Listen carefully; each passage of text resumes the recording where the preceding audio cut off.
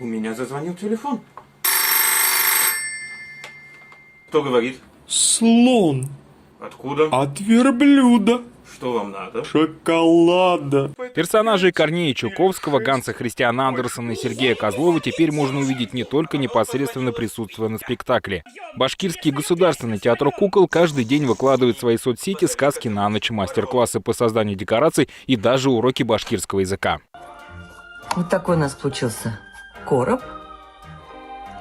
И мы еще и сделали вот такую тарелку с пирожками. Такая активность на интернет-площадках для театра не в новинку. И до пандемии артисты старались собирать контент как для зрителей очного сеанса, так и для онлайн-театров. Однако пик все же пришелся на режим самоизоляции. Мы как думали, что театр невозможен в формате онлайн.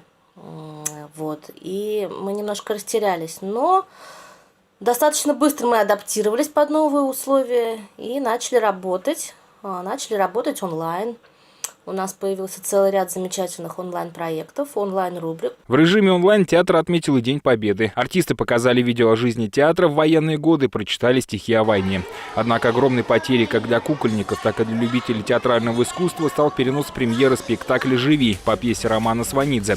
Однако репетиции продолжаются по сей день в режиме видеоконференций. Мы начинаем, читку нашей истории, нашего будущего спектакля, который, в принципе, уже в процессе, в завершении. Нам просто надо прийти в театр и все это собрать, потому что видео, музыка, артисты, художественная часть, нам сейчас это все...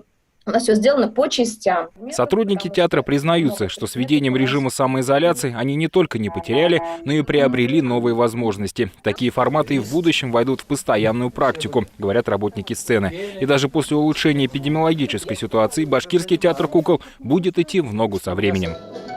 Тимур Гильманов, Эльза Исламова, Уфимское время.